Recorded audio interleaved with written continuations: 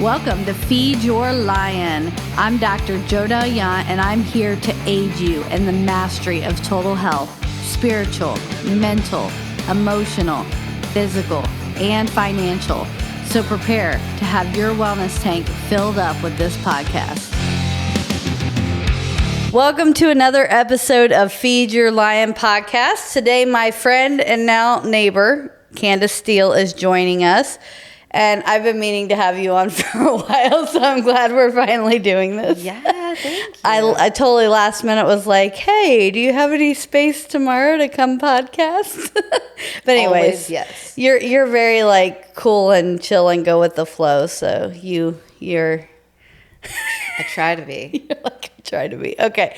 So your business is super cool. So we're going to talk a lot about that, but kind of start off with talking about your like background, your education, because you're doing all the things. Candace does, doula stuff, herbal things, forest bathing.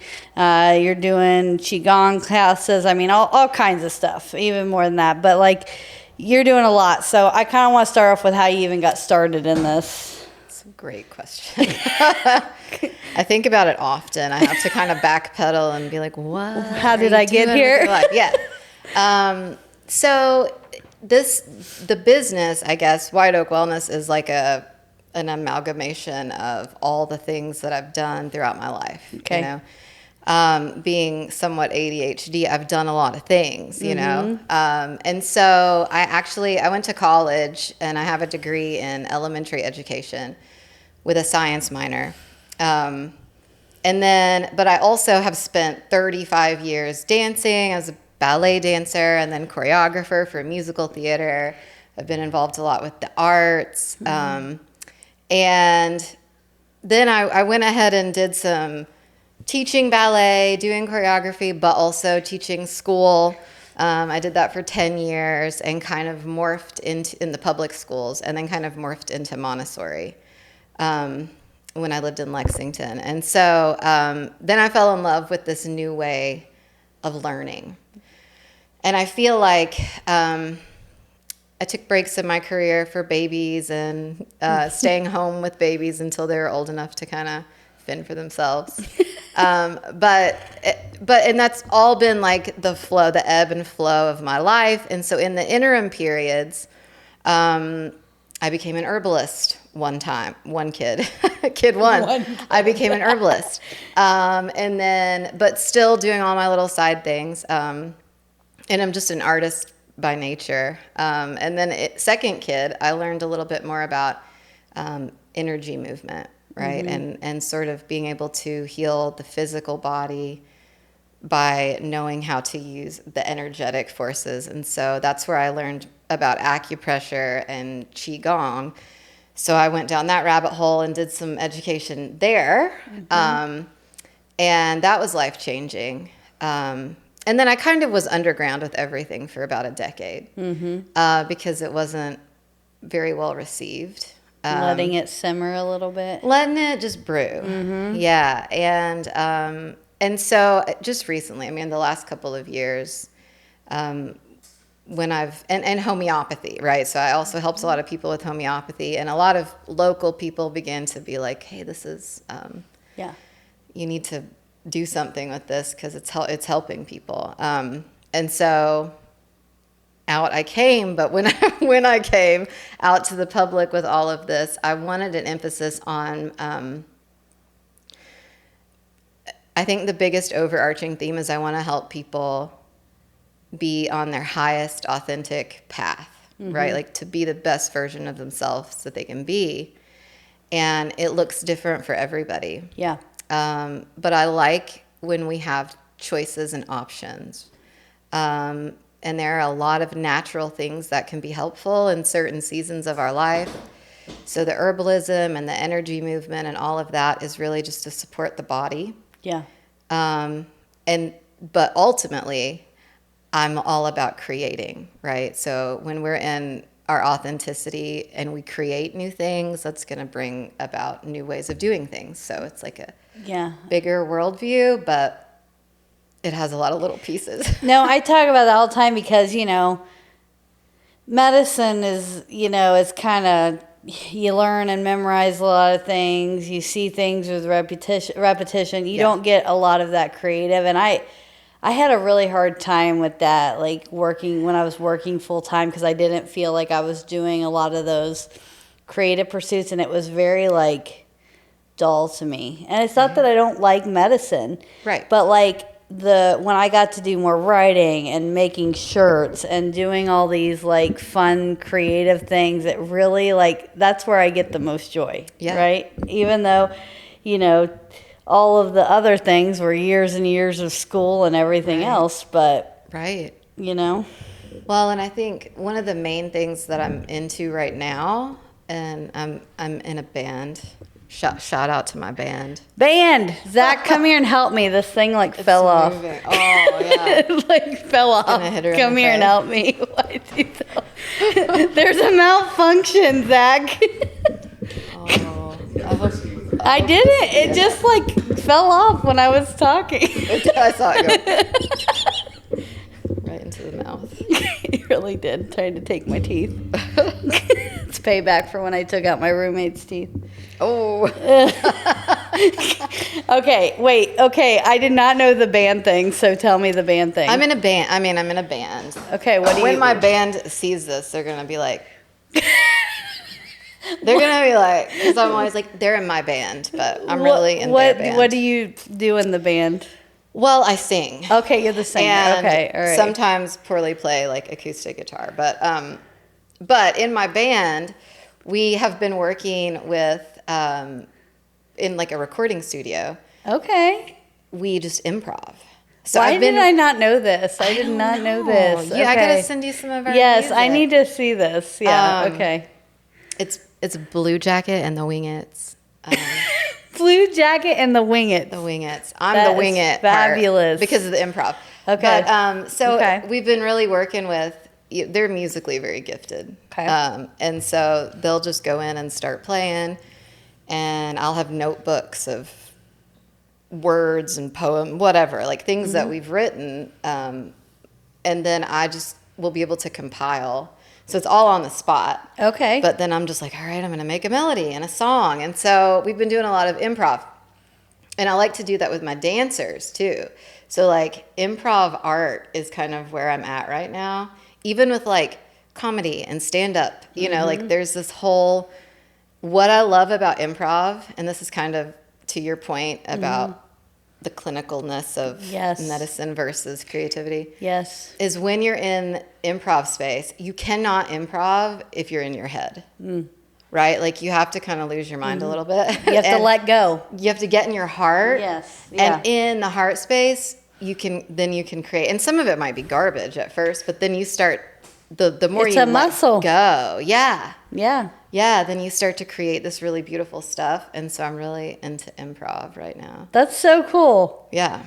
Is there any like improv places around here, like for stand up? Do you know? I wish. No, There's not probably that I know there's of. probably something in Columbus or Lexington or something. Let's make it. I'll go. Like I would do that totally. I'm in. I mean, not the singing part, but the whole rest of it. Yeah. Yeah. But anyways, okay. I didn't know the ballet. Like I heard you say that the other night. That was like the first thing I said. So. Oh, yeah. Did you do other types of dance too, or was ballet kind of your thing?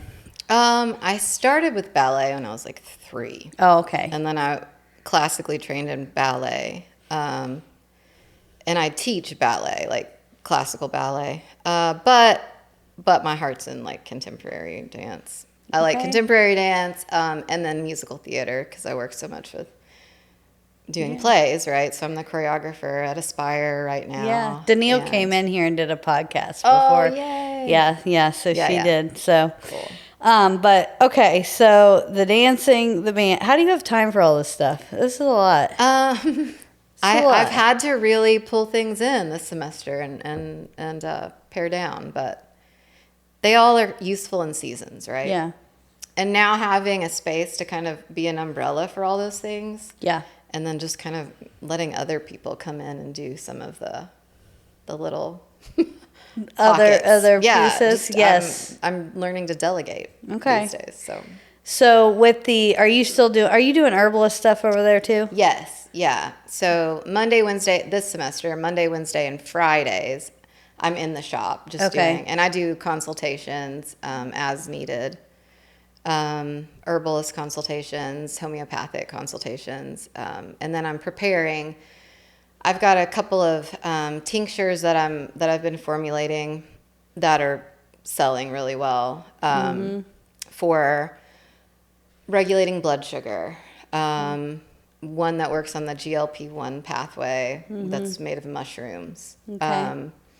And as well as hormone balancing is the other, Yeah. which we have that in common, yes. right? Yeah, absolutely. And so I send people to you sometimes. We for pellets, you know. Yeah. But I work with the herbal in this little underbelly layer to kind of try Yeah. and get things balanced with hormones with herbs, and it's been pretty successful. People come back for it. But. Do you have a top 2 or 3 herbs that you just love that you've really seen? I know that's hard from hard. an herbalist like perspective, That's but like hard. do you have like a couple favorites? Yeah, I would say for women specifically, Okay. there are 3 herbs that are, if you can drink these 3 herbs weekly, like make some rotation and drink them, they are tonic. They're a tonic to the entire system. So they give you all your minerals and all the things that women need to have, like the cycles that we have to have.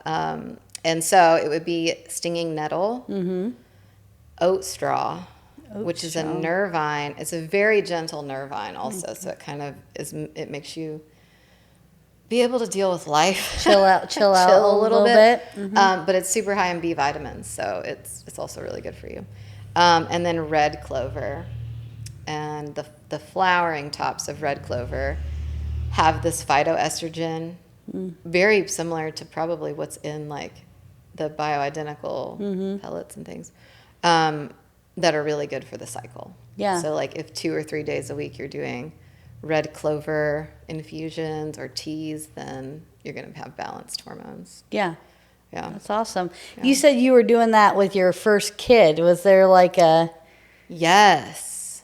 Yeah. Well, I used to be on a lot of pharmaceuticals. You know, I didn't have normal cycles growing up, and they immediately were just like, here's some birth control. Yeah. You know. Yeah. And so I was just on synthetic hormones for 10 years, and finally one day was like, I had high blood pressure at that point, you know, because you're on all the synthetics, and my body was just going through it. And when I had high blood pressure, I was like, no, I'm 20 something, you know? And I was like, there has to be a different way. So I just went down the rabbit hole of researching, and I cut out a lot of the like sugars, and I did a lot of holistic things on my own. Yeah. And my cycle came back. Like I quit the birth control. My cycle came back, and I was like, wait a minute, there's a different way to do this. And that was the beginning of There's so many stories like that of people like on a million different things, and it just got like worse and worse instead of just starting with what you're eating and what you're So exposing much yourself simpler. to. Yeah. And it's an easier way. So anyways, okay, so tell me about forest feed. I don't think a lot of people know what that is. Yeah. So let's, like, I'm jumping around, but you do a lot of things. jump. So I'm kind of trying to like hit the different things. Right. But like, what is forest bathing? What do you do? Like, So forest bathing is, or some people call it forest soaking, is something that they've kind of studied in Japanese cultures, where if you can just be outside in the frequency of nature, right?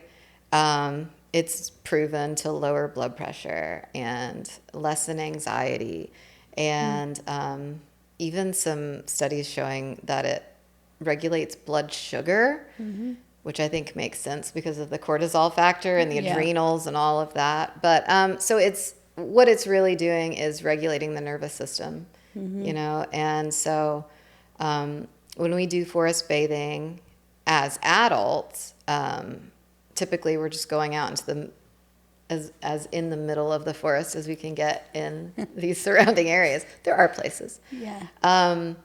And then just kind of practicing mindfulness, right? Like, what do you see? What do you hear?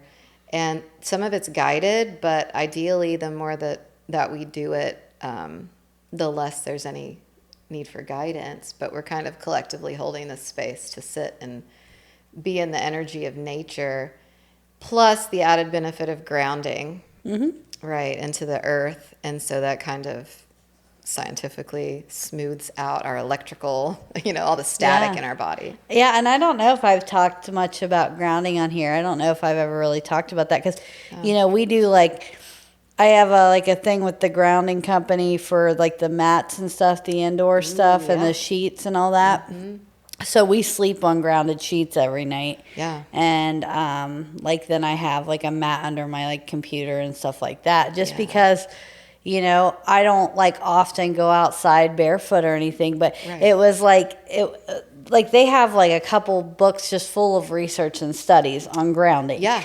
And it like talks about like, especially when we changed our shoes, I forget what year it was, to where, no longer could you get the earth pull, so you're not clearing that out as well since our shoes got thicker and leather, whatever, used to be where you could, I forget whatever. All the rubber now. Yeah, they changed it to rubber. Yeah. And so you don't get that beneficial effect now. And it's, so it's kind of an interesting thing, but pain and all kinds of like inflammation and everything that they like have proven scientifically just from the grounding and negative like electrons of the earth, like kind of wiping that out. Exactly. And it's very interesting, the healing effect, just being out. Like I'm a big proponent that we were given a lot of things with sun and earth like like it's the natural, like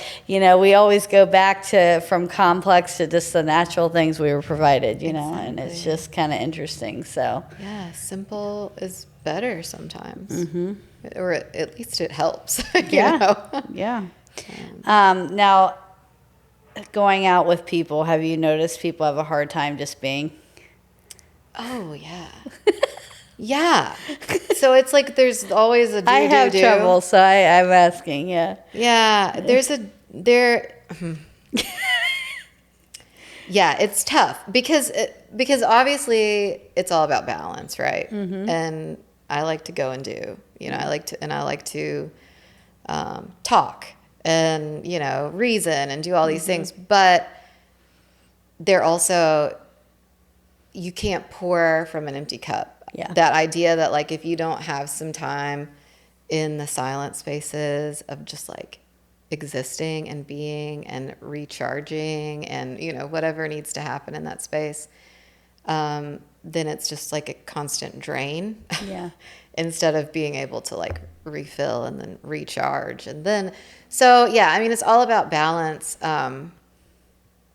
But you don't I think I miss there being this idea, like maybe in the olden days, I miss it from the 1800s, from when I was back in the 1800s. But like in the olden days, there was this idea that like, your friend comes over and you guys are all like just quietly reading your own book. You know what I mean? Or like it being okay to just be chill. Like you don't have to always be like, going on it. Yeah. And so I feel like that takes a lot of years off our life, that speed that we do things in this.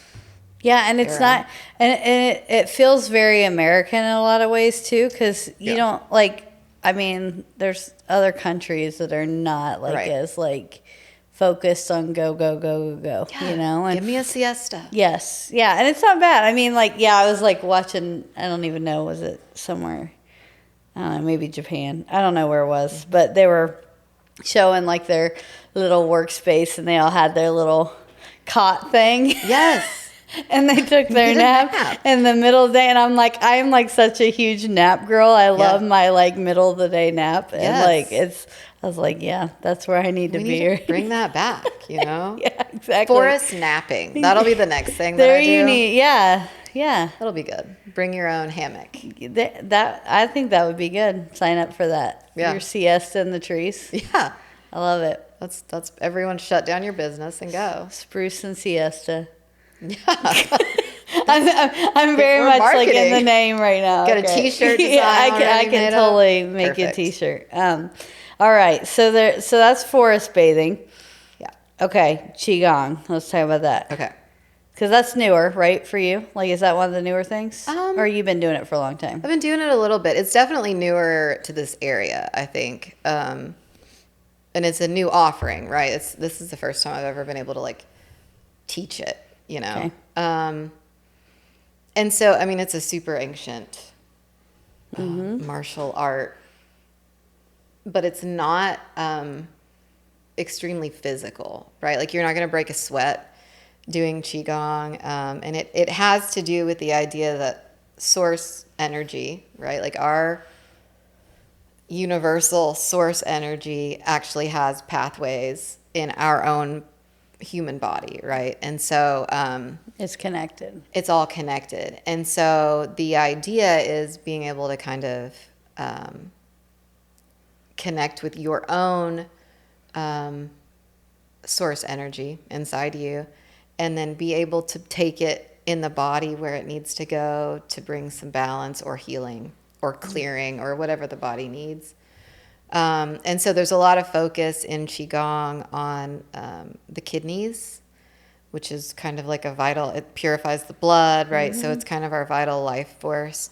So in clearing and kind of nourishing the kidneys and then moving that energy through the body to bring healing to the whole system. And you can kind of, it's really cool in the practice when it's like we'll do a flow and a movement and then you just let your arms hang. I'm always like, just close your eyes, let your arms hang. And you can feel the tingle, you know, like you can kind of feel it building up in the body. And then, you know, there's a lot of tapping and kind of just like waking the cells up, waking the body up to receive that energy. So it's very almost subtle, but has changed my life. Yeah. Right. Because I had some adrenal issues years ago.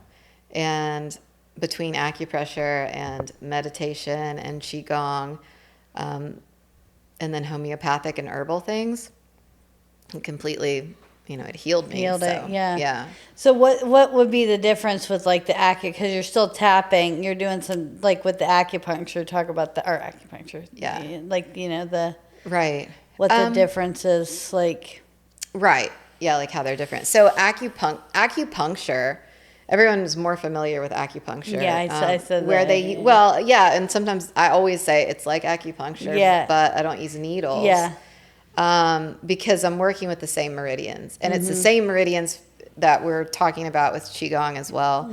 But we have 12 meridians in the body that correspond to. So you know there's meridian endpoints in the hands and the ears and the bottoms of your feet, and that's where reflexology comes into play. And so you can kind of stimulate or clear one of those meridians through certain points, pressure points. And so acupressure is going in and kind of putting pressure or stimulating meridians via pressure points in the body. And you can kind of tell, you know, I can always tell that a certain meridian is clogged or backed up or needs some balancing when if I hit the point, it's tender, right? They're like, oh, I feel that pressure point. And then that means that it is pretty clogged up and needs to be cleared. And so all the corresponding, you know, like here specifically, this underneath the collarbone, these points hold grief and sadness. So it's the idea that even emotions take up space in our bodies and can kind of clog up our healing pathways.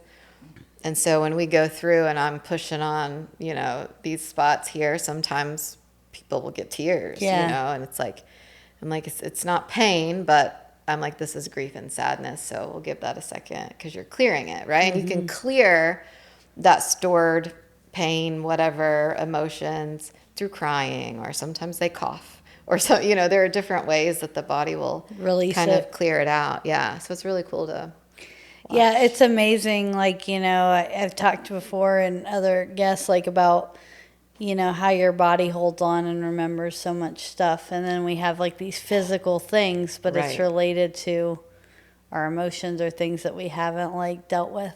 Yeah. And it really is like, again, it's not a woo-woo thing. It's a scientific, right.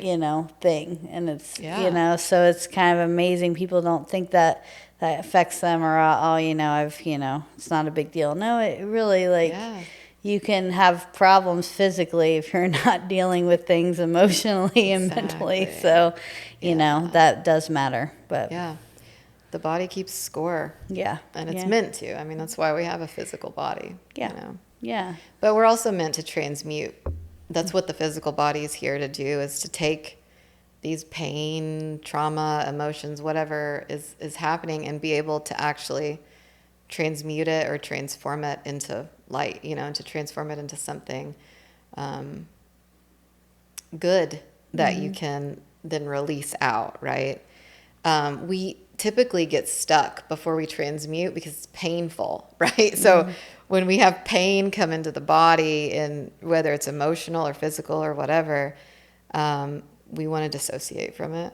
It's like, well, I'm gonna distract myself from that. And many people, and then you're layering and layering these traumas and this emotional pain, and you keep distracting and keep distracting. When if you could just sit with it and know that it'll pass through you. Yeah. And now, when you've got layers and layers of this, which most of us do, right? We've got layers and layers because we didn't know to do this, your healing is going to happen in layers as well. Like, everything has to have its moment. And so, and I always tell people that, like, take it step by step. Right now, you might be dealing with a little bit of anger. Feel it. It's fine. Sit with it. Don't act.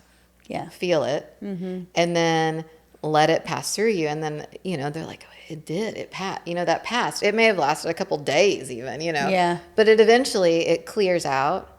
And then you'll have a new thing to work on. It's the work, though, So why do you, I guess I should ask this. So for people that are like, I don't know where to start with all that. Like, I have so much baggage or so much junk that I haven't really dealt with, or it's piled on. Like, how do people know where to start with that? Great question. Because another thing I'm always advising people is to not dive in head first, to all of that, because it's a lot.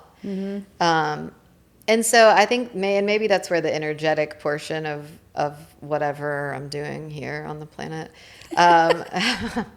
has to do with that, because I'm all about personal resonance. So it's like and noticing patterns. And so in your life right now, what keeps showing up? What are the cycles that keep happening?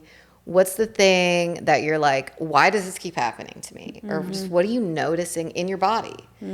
And I would start with the loudest thing, right? The one that shows up the most often. And I'm spiritually, I like to then meditate on or pray about where do I start? Yeah. And typically, if you really are attempting to align with that higher source frequency, it'll come into view. Yeah. And you'll know where to start. And small is always better. Yeah. Baby steps. Yeah. Yeah. And I think too, just speaking from my own experience, sometimes I think people, and myself included, get really impatient, like, with things. Like, we want like instant results, like, and a lot of it is the process. Exactly. And looking back on things, you can see that, but when you're in that, it's really hard to be in the middle of that and kind of, just, it's frustrating sometimes. Like, you have to kind of go through that, and it's not always a fun thing to do.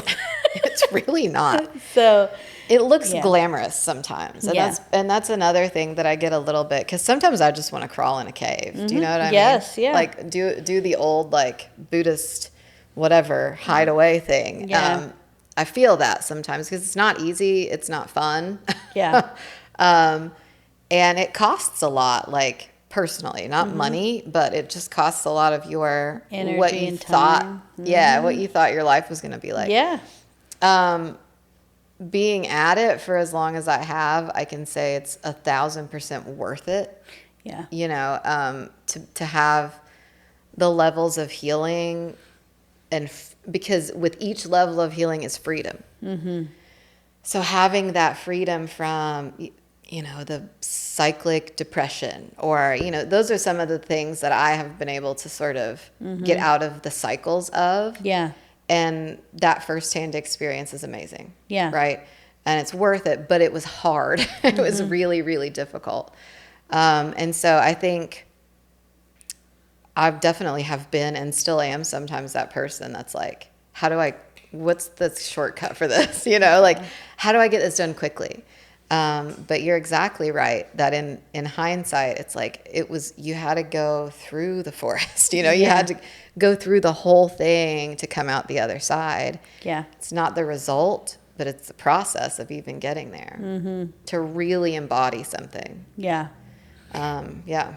What do you think? Because you were like talking about those things, like it's kind of like breaking shackles, you know, one level at a time. Yeah. Like when you're talking about that, but like, what do you see like commonly in practice that people like really have a hard time letting go, or they struggle, like they're holding on to really tightly, like with like, because you're talking about authenticity and being who you were meant to be as a light in the world, like you know, and there's a lot of things that compete with our time. I mean, when I think about all the distractions out there, that's a big thing. I think of expectations, or like what people think they're supposed to like look like or do or be, and it's you know, even like money, financially, you know, who they're supposed to be with, like any of those things. I just think that we let a lot of these like opinions or social standards or whatever it may be kind of hurt, you know, our authenticity a little bit.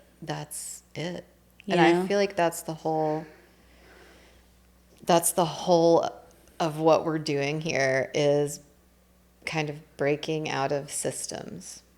And so there's financial systems, there are, you know, business systems, and there are educational systems. I mean, there's so many systems, and they're not altogether bad. It's not like a good or bad thing in duality, but it's that if we are only following this one road in the system, right? It typically is not our heart-centered, authentic space. And do we have to learn to navigate the systems? Obviously, yes. But as your path, as you take your step-by-step path, right, on your highest timeline or your highest path, to get out of these kind of the shackles, or these paths that are this way, you'll see, and as you get further and further out into your authentic space, you can then look back and be like, wait, there's different ways to do things. We don't have to do it like this, you know? And then you'll start to find other people kind of going this direction too on their authentic path. And it's like, because at first I think the hardest part is that you're alone, and it feels alone because you're like not doing what other people are doing, right? And so I think that's probably the first hardest step is like, are you willing to be by yourself? Yeah. And what if it means you're by yourself forever? Yeah. Because nobody's ever going to understand what you're doing. Yeah. And you have to get okay with that. Yeah. And then you find out that that's not true. But you still have to go through that little pocket of time that's like, I'm the weirdest person out there, you know? You know what's funny? And I know that, I feel like that's a big struggle, because Jocelyn talks about that, and she'll be honest about that. Yeah, but she talks about that all the time. She's like, I don't feel like I'm like anybody. I'm like, I have never like felt like I struggle with that. Like, people thought I was insane when I left the ER. They're like, I can't believe you're leaving the ER to like do this and that, and that's just not like a right. I'm like, I could care less. Like, I have never like had that thing where like I really care like about like other people's opinions. Like I've never, but then I also have this thing where I feel like I've never figured it out. Like you know what I mean? Good. Like I feel like that has always been like my like, I'm like, maybe I should be more concerned about what other people or whatever, but I don't. Right. And I think that is a huge holdup for a lot of people. But like, I'm like, but I also feel like I've never like figured out the path to where I would like to see myself. Yeah, you haven't arrived. You mean you haven't arrived yet? Yeah, I know. I know that is never a thing, but Yeah, no, I get it. I get it. And I was talking to a friend, this summer, and he also is kind of not doing things the standard way. Yeah. So like, yeah, both working for ourselves type of a thing. He's like, have we figured it out? Are we doing it? And it's like, I don't know. Yeah. Actually, we could all fall flat on our tails tomorrow. I don't know. Yeah. But even if we do, I feel like that the universe always, man, the universe always shows up and is like, you got to wait tables for a second, do it. Yeah. Whatever you got to do. I mean, I've done it, Yeah. So I don't know if we ever like arrive, but I do feel like as you keep progressing, you definitely get into a space. Like I feel like right now I'm in a space where I'm really everything that I'm doing as a job or, as on purpose that I'm doing is aligned with things that I love, right? Or artistically expressive or whatever. And I didn't think that was ever going to be a thing. No, you're exactly right, because I said to myself, even if I fall back on my face and I'm working at 2 fast food restaurants, whatever, I can still always write. I can still always make T-shirts, and I can still podcast because I know I love those things, and I know that I will do that until I can't do that anymore because I enjoy it, and it's like a heart thing, and and it's also for me like and I come from like a Christian faith background, but this applies to whatever religion or spiritual thing, but like it's also like it's a very big lesson in trust and being like, listen, like you say you believe in an all-powerful God or creator or whatever people say in their own ways, but you say you believe that, and this universe is billions and billions of light years long and wide and across, and if you really believe that and you truly like that's your beliefs, then you're going to be okay regardless, if you're trusting that, Exactly. And so it's again, that's all part of the thing that we all go through, right? It really is. So it's kind of cool, but I went way off topic into some rabbit good. hole, but anyways, so what else in the business did I miss? What have we not talked about that you're doing? Well, no, I have to think Acupressure, qigong, forest bathing. Oh, talk about your meditate. Like, how do you like to meditate? Because there's so many different ways to do that. What's your typical practice with that?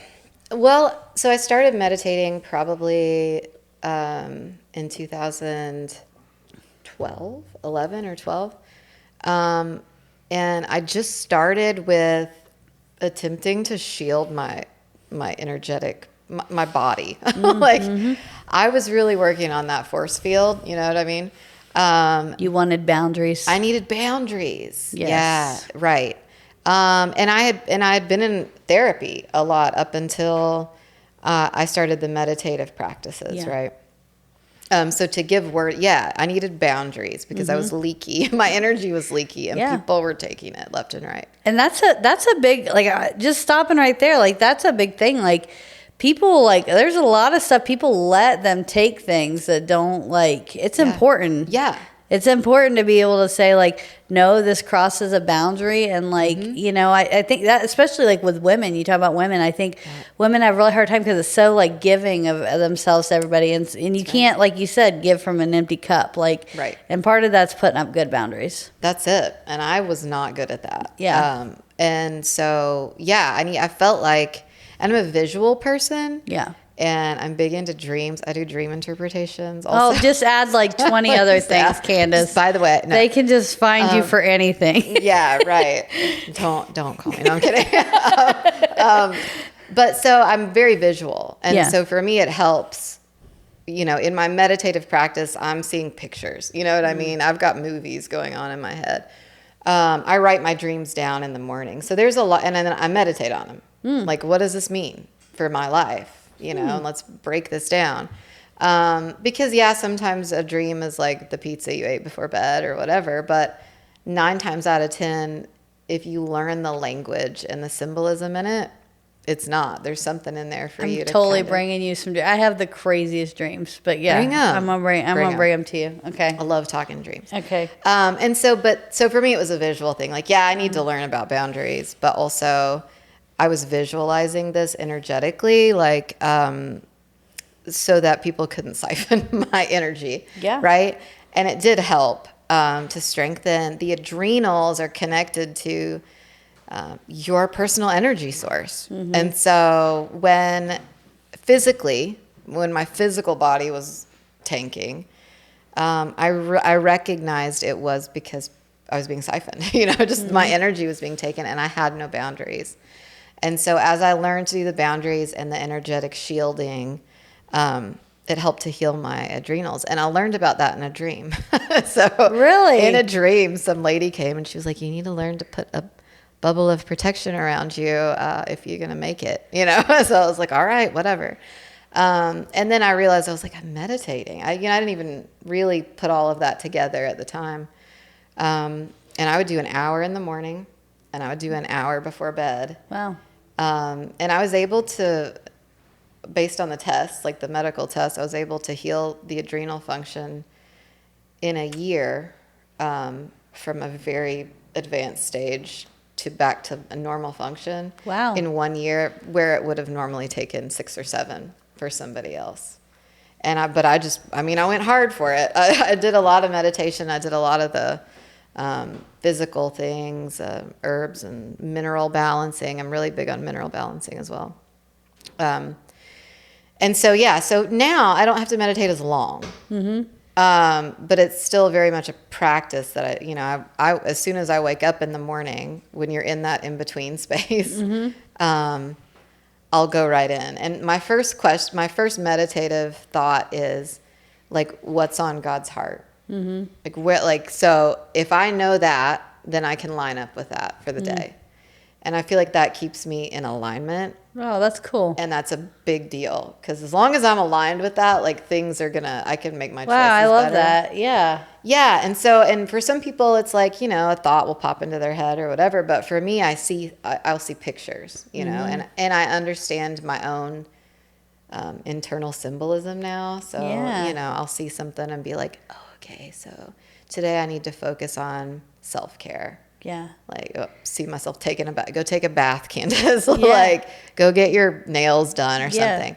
And then other days it's like, hey, be alert. Like, there's a lot of chaos out today. Like, and so it's just, it kind of gives you a place to start your day, and then you can go in with whatever you want to ask. What do you want to meditate on? What do you want to know about? That requires though being so in tune, like that says though like your level of like you are like more expert at that, like because that to be able to understand those things and to be able to do that, like that's an awareness that a lot of people don't have because we don't stop and do the things like you're talking about. But it's something that everyone can do. Yeah. But it's like you said, it's a muscle. Yeah. And I wasn't doing that at the beginning. Yeah. Wow.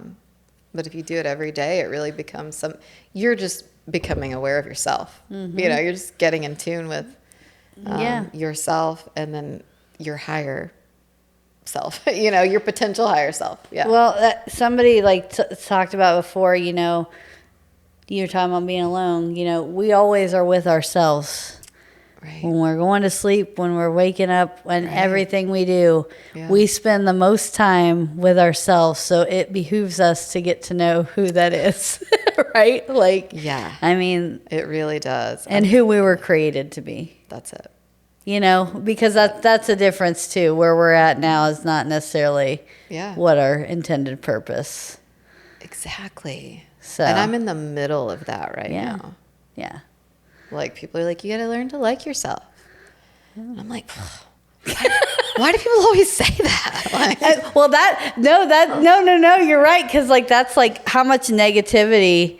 Yeah. Do half the things we say about ourselves in our head would we say to other people, to people we love, to people we care about? Like, how many times are we constantly, like, I mean, like, you know, I can talk pretty negative myself, Yeah. especially if I'm unhappy with something I did. Like, Right. you know, like, Right. you little pussy, stop doing that. You know, whatever. Yeah. Like, I say this stuff to myself all the time, you know, and Yeah. I'm like, you know, that's, Right. I wouldn't talk to somebody else like that. I would give somebody else grace with that, you know, and sometimes just like, and I'm not saying you can't, like, you know, be a little hard, like trying to get things better, but like, Yeah. there's a way to do it that's in alignment. Yeah. I don't know. That's my big But yeah. burrito. Yeah. Still working. It's hard. It's so in hard. the thick of all, you know, I would say I'm able to help other people with a lot of things, but even still, that's a hard one. Yeah. It's hard. Yeah. Okay. What you said something about mineral. What were you talking about? Mineral balancing. Yeah. So that was another deep dive I took back in the day. I don't know. I don't remember See, which baby that was. We that we have done a lot of on these deep dives, I know. like going down the little. No. But I think that is part of having ADHD, though, right? You go on these like tangents of like, I'm going to learn everything there is to know about yes, I understand all of this. Yes. And then when I'm tired of looking at it, I'll move on to something else, but it's still in there. You can't Yes. take that from me. That was one. So I had to learn about mineral balancing because that was the only fix for my adrenals aside from the meditation and all of that. But like true mineral, like salt, potassium, like yeah. what, So I like, had okay. to understand how, which you probably know Yeah. about a lot of this, but like Yeah. how the minerals work together in the body. Yeah. And like there was a big push at the time on everybody needs to be taking a bunch of magnesium. Yeah, that's still big. I mean, still people come in all the time wanting like magnesium for sleep and stuff. Yes. Which is a great, It's fine. You know, and it's important. Yeah. It's like one of the most Yeah. important minerals. Yeah. And it does like how many functions in There's the body? there's like a ton. Yes. 900 or yes, something. a lot. But what I was finding, people were taking all this magnesium and then being like, "What? I feel worse or I feel bad." Yeah. And I'm like, okay, well, underneath magnesium is your sodium, potassium layers, right? And so most of us are pretty deficient in sodium and potassium inside the cell. Yeah. Because number one, we're dehydrated. Mm-hmm. Number two, our adrenals aren't functioning Yeah. because we live in this world that's go, go, go, go all the time. So our adrenaline and our cortisol levels are way up here when they're supposed to be like this little nice Which also hurts our hormones cycle. and hurts. Yeah, because think hurts about every- cortisol being up here all and day. bone, like, you know, actually I'm in this, all you're saying this stuff, it's like I'm in this sports nutrition class right now. Yeah.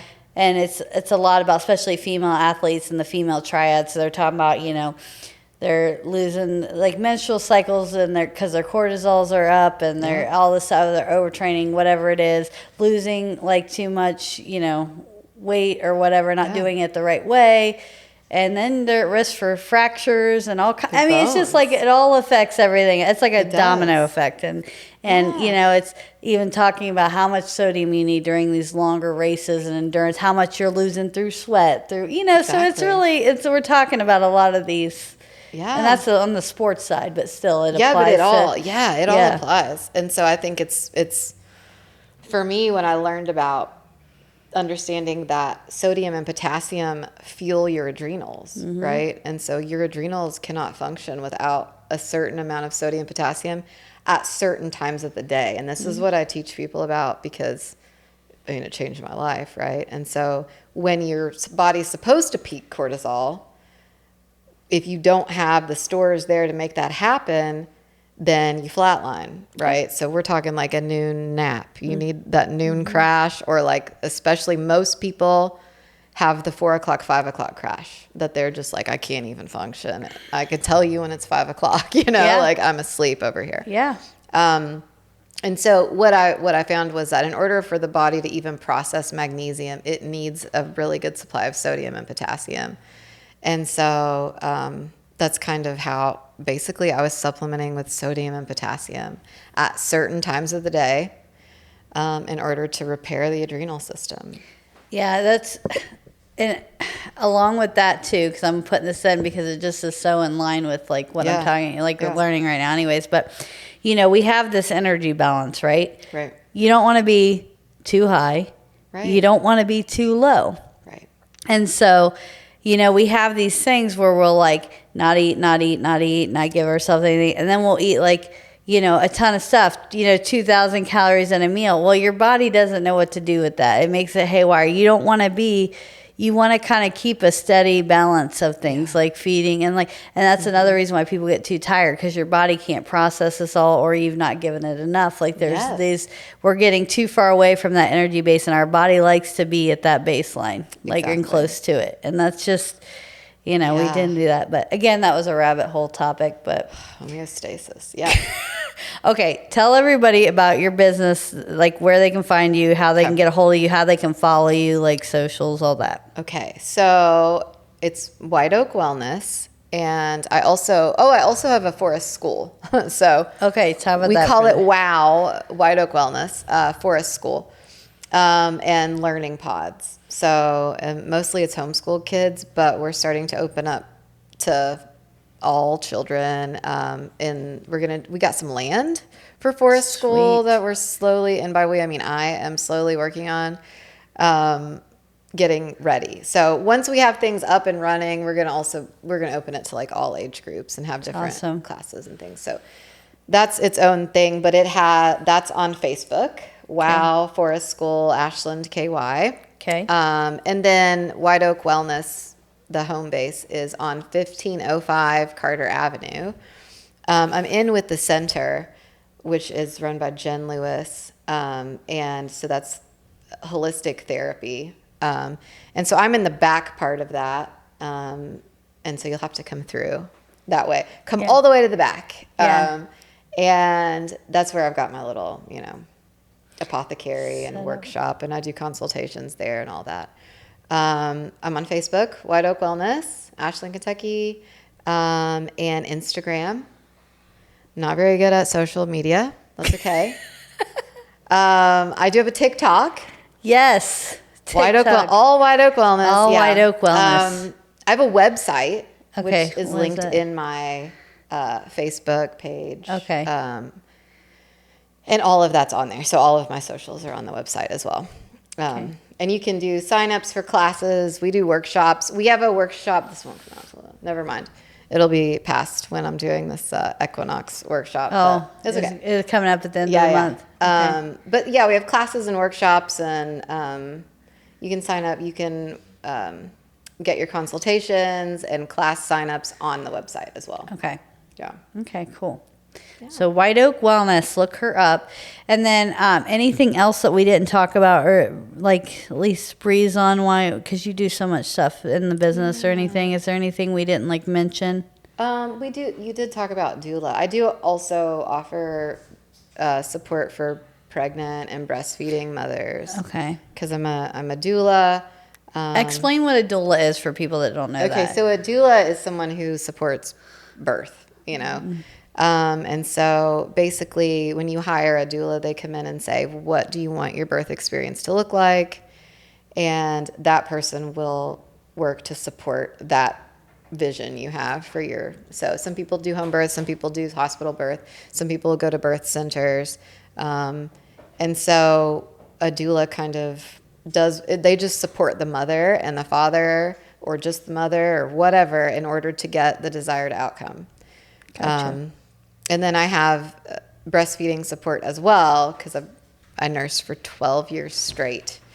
So I also that is a lot of nursing. It's a lot of nursing. You're like, oh my God. I'm still coming up for air, But yeah, so I very much like to support. I love to support women who are attempting to breastfeed. That's awesome. And so that's also a service that I offer for a wide variety of reasons. And I do have some experience as a direct entry home birth midwife, but that I'm not taking clients for that right now. Okay. Because I don't have time. Because you've got only crazy. 500 other things going on? Yeah. It's crazy. Okay. So last piece of advice or information for somebody looking to take steps to being more authentic in their life. Oh. Sorry. I had to pull it out. It's a good one. It's in there. It's in your heart, so it's being able to be silent and be still for as long as that takes, however many mornings that takes you. until you really can feel into the space of, okay, this is where my heart comes alive. Yeah. You know, this is where I feel the most alive. And then just go towards that, whatever small step that is. And Take a maybe it step. just means you need to improv rap or something, you know? Yes. And we'll find one in Columbus or Lexington. We're doing it. It's on. What's happening? Yeah. All right. So as always, we're going to end with a quote, and you like Henry Thoreau. So we're going to do one of his, and it's, things do not change, we change. And I think that's very appropriate for today. Yeah. Candace, thank you very much for coming. This is awesome. I think this will really benefit a lot of people. So anyways, we'll see y'all the next time.